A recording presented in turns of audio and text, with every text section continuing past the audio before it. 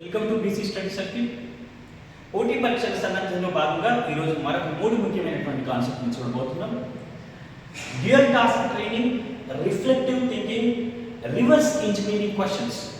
ఏంటి 3? Dual task training అంటే చాలామంది ఒకే విధంగా చదవడానికి, ఒకే రకమైనటువంటి వాతావరణంలో ప్రిపేర్ కావడానికి అలవాటు పడిపోతుంటారు. అలా కాకుండా రెండవ దాన్ని అంటే మన మెదడుని ఉదాహరణకు చాలా ప్రశాంతంగా, చాలా సైలెంట్గా ఉండేటటువంటి వాతావరణంలోనే చదవడానికి మీ మనసుని అలవాటు చేసుకున్నారు అనుకోండి.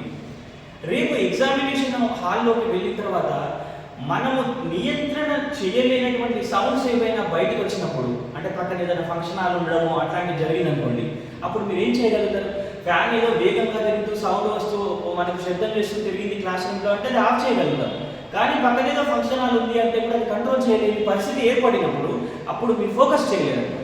సో డ్యూయల్ టాస్క్ ట్రైనింగ్ అంటే మన మెదడుని రెండవ విషయాన్ని కూడా, అంటే కేవలం నిశ్శబ్దంలోనే కాకుండా శబ్దం చేసినప్పుడు కూడా చదవడానికి అనుకూలంగా, కాన్సన్ట్రేషన్ ఫోకస్ చేయడానికి అనుకూలంగా ట్రైన్ చేయడము అని దీని అర్థం అన్నమాట. తర్వాతది రిఫ్లెక్టివ్ థింకింగ్. అంటే రాత్రి పడుకోయేదానికంటే ముందుగా మనము ఒక్కసారి మనల్ని మనం ఆత్మ పరిశీలన చేసుకోవాలన్నమాట. మీరు ప్రిపరేషన్ని కంటిన్యూ చేస్తున్నప్పుడు నేను ఎక్కడ పొరపాటు చేశాను, నేను ఈరోజు అనుకున్నవన్నీ చదవగలిగానా లేదా, తగినంత ప్రాక్టీస్ చేశానా లేదా, తర్వాత ఏ సబ్జెక్ట్స్ మీకు అర్థమయ్యాయి, ఏ సబ్జెక్ట్స్ మీకు అర్థం పడదు, ఒక 2 లైన్లు రాసి పెట్టుకోవాలి డైరీ. అది మీకు తెలియకుండానే మీ సబ్కాన్షియస్ మైండ్ని ట్రైన్ చేస్తుంది. మీకు తెలియకుండానే మిమ్మల్ని, మీ ప్రిపరేషన్ మెథడ్స్ని ఆటోమేటిక్గా తీర్చిదిద్దుతుంది. చక్కగా ప్రిపరేషన్ కంటిన్యూ చేయడానికి అవకాశాలను, ద్వారాలను తెలుస్తుందన్నమాట. సో రిఫ్లెక్టివ్ థింకింగ్ అంటే ప్రతిరోజు రాత్రి పడుకునడానికంటే ముందుగా ఒక్కసారి మీ ప్రిపరేషన్లో ఉన్నటువంటి మంచి చెడుల గురించి ఆత్మ పరిశీలన చేసుకోవడం అన్నమాట. తర్వాత రివర్స్ ఇంజనీరింగ్ క్వశ్చన్స్.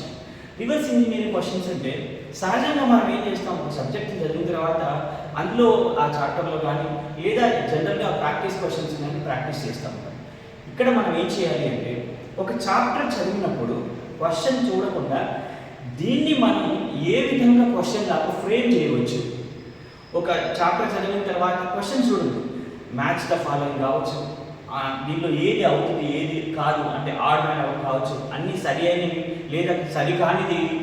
ఈ విధంగా మనమే క్వశ్చన్ని ఫ్రేమ్ చేయడం అనమాట. అంటే ఏ విధంగా క్వశ్చన్ యొక్క మెథడాలజీని మనం గ్రాస్ప్ చేయడం అనమాట. రివర్స్ ఇంజనీరింగ్ ఆఫ్ క్వశ్చన్స్ అంటే క్వశ్చన్స్ ఏ విధంగా అడుగుతారు అన్న విషయాన్ని మనం గ్రాస్ప్ చేయడం అనమాట. ఈ విధంగా మనం ఆలోచన చేసినప్పుడు రేపటి కాలాన మనకు క్వశ్చన్ ఏ విధంగా తిప్పి అడిగినా కూడా మనకు ఆన్సర్ చేయడానికి అవకాశం ఉంటుంది అనమాట. సో ఈ విధమైనటువంటి టెక్నిక్స్ని ఆచరణలో పెట్టండి, విజయాలను సాధించండి.